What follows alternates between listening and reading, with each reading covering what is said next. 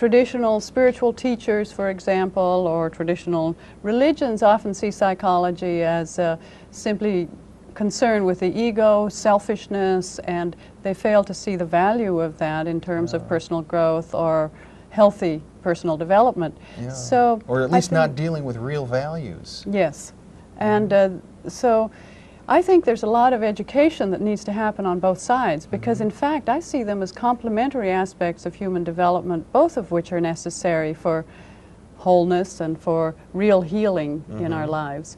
So I feel that there needs to be a lot of bridging work between the two, so that people don't feel that they have to choose either a psychological discipline or a spiritual discipline, but that in fact both are important. Now, in your work, what I've noticed is that you've drawn from many traditions. You've looked at the Christian spiritual path, you've looked at Zen, Buddhism, you've looked at yoga, and a number of others in your writings.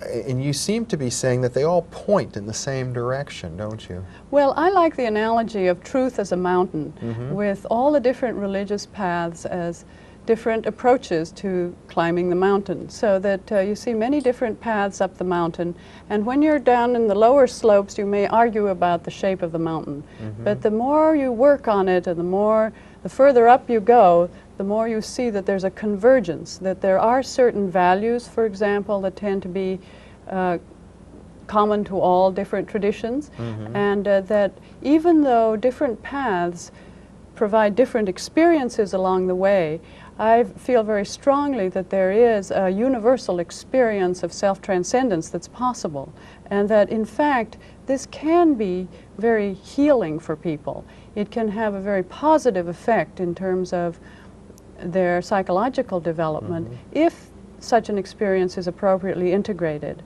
A universal quality of self-transcendence.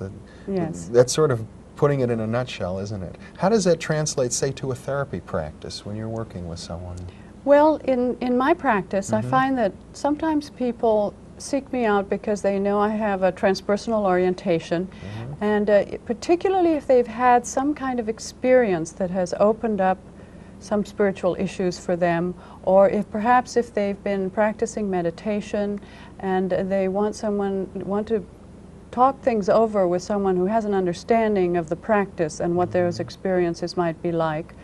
Or they may have had some kind of spontaneous opening and had an experience of self-transcendence that they want to make sense out of, that they want to integrate in some way. Is it something that people need to seek? I mean, if a person came to you and they're having marital problems or some other type of conventional psychological problem and they don't have a thought about spiritual experience, is there any application there?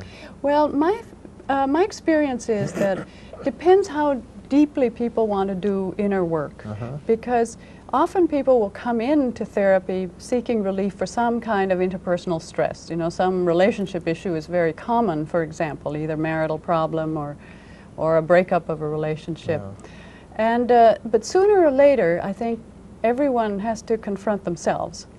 And that very often in relationships, we tend to think, well, if only the other person were different, then everything would be all right.